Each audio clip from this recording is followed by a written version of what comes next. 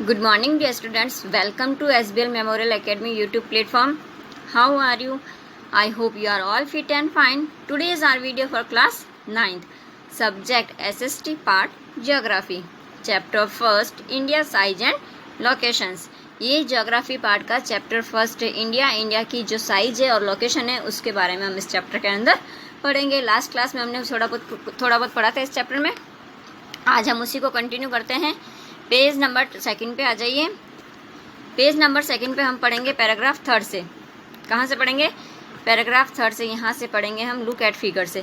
Look at figure 1.3 and note that the latitudinal and longitudinal extent of the mainland is about 30 degrees Celsius. Despite this fact, the east-west extent appears to be smaller than the north extent. कौन सा? Figure 1.3 में आपको देखना है।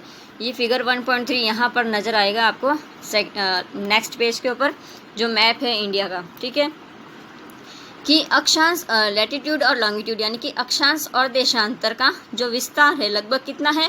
30 degree है। लेकिन फिर भी जो ईस्ट से लेके वेस्ट का जो विस्तार है, जो एक्सपेंड है, वह क्या है? नॉर्थ और साउथ के विस्तार की अपेक्षा क्या है? थोड़ा कम नज़र आता है। कौन सा? ईस्ट और जो वेस्ट का है वो क्या नज़र आता है? नॉर्थ और साउथ की अपेक्षा क्या होता है? हमको कम नज़र आता है। आप खुद भी देख सकते हैं। ठीक है, फिर है कि वापस इसी पेज पे आएंगे हम। From Gujarat to Arunachal Pradesh there is a time lag of 2 hours. Hence, time along the standard meridian of India 82 degree 30 Celsius E. Passing through Mirzapur in Uttar Pradesh is taken as the standard time for the whole country. The latitudinal extent influence the duration of day and night as one moves from south to north.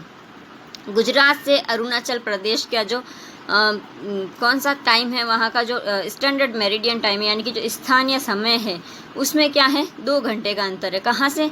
Gujarat से लेके अरुणाचल प्रदेश का, यानी कि waste से लेके east की ओर तक का। ठीक है, 2 घंटे का क्या है? इसमें अंतर आता है, डिफरेंस आता है। कितने घंटे का? 2 घंटे का डिफरेंस आता है। ठीक है, और इसीलिए 82 डिग्री 30 सेल्सियस ये क्या है? ईस्ट में जो देशांतर रेखाएं हैं उन पर क्या है? भारत की जो मानक है, मानक यामोत्तर जो माना गया है, आप इसके अंदर देखेंगे, जिसको हम स्टैंडर्ड मेरिडियन कहते हैं। ये आपको नज़र आ रहा है यहाँ पे, ये वाला। ठीक है, अब ये क्या है? इसको माना गया है कि इस डिग्री को क्या माना गया है? भारत का स्टैंडर्ड मेरिडियन माना गया है, इस लाइन को। ओके, फिर आता है आपके, वापस उसी पेज पे हम आएंगे, जो कि क्या है? उत्तर प्रदेश के। कहाँ के? उत्तर प्रदेश में जो है मिर्ज़ापुर नामक एक जगह है, वहाँ से ये लाइन गुजरती। कौन सी? स्टैंडर्ड मेरिडियन की जो लाइन है, उत्तर प्रदेश के अंदर मिर्ज़ापुर नामक एक जगह है, वहाँ से ये लाइन गुजरती है। ठीक है, और जो अक्षांश का जो इसका इफेक्ट है वो कहाँ पर है? नॉर्थ की ओर है, और जिससे डे और नाइट यानी कि दिन और रात की अवधि पर भी क्या पड़ता है? इसमें इसका असर पड़ता है। ठीक है, नेक्स्ट आ जाइए अब, इंडिया एंड द वर्ल्ड यानी भारत तथा विश्व। The Indian land mass has a central location between the east and the west Asia. India is the southward extension of the Asian continent. भारतीय इंडियन लैंड मास यानी कि जो भारतीय भूखंड है वो एशिया का महाद्वीप का क्या है? ईस्ट और वेस्ट के अंदर बिल्कुल सेंटर के अंदर स्थित है। कौन? इंडियन लैंड मास जो है, आप देख सकते हैं। आपको मैं आगे मैप के अंदर बताऊंगी।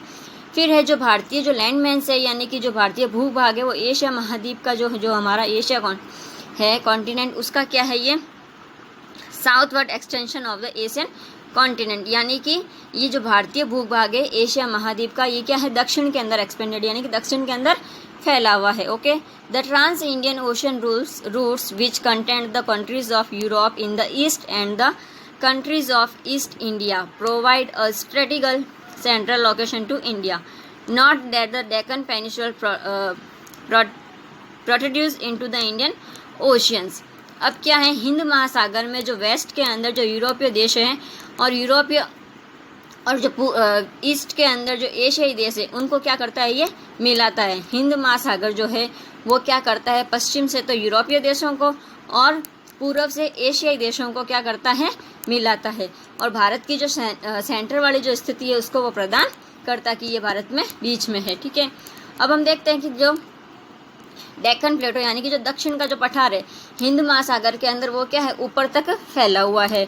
और पश्चिम एशिया और अफ्रीका और यूरोप के देशों के साथ साथ जो ईस्ट के अंदर जो एशिया के जो देश हैं वह भी क्या है, इस तट से जुड़े हुए हैं और इस तट से क्या हुए, निकटतम संबंध बनाए हुए हैं। Okay, Africa and Europe from the western coast and east with south east and the east Asia from the eastern coast. No other country has a long costing on the Indian oceans as India has, and indeed it is the India's eminent position in the Indian oceans which justify the naming of an oceans after it।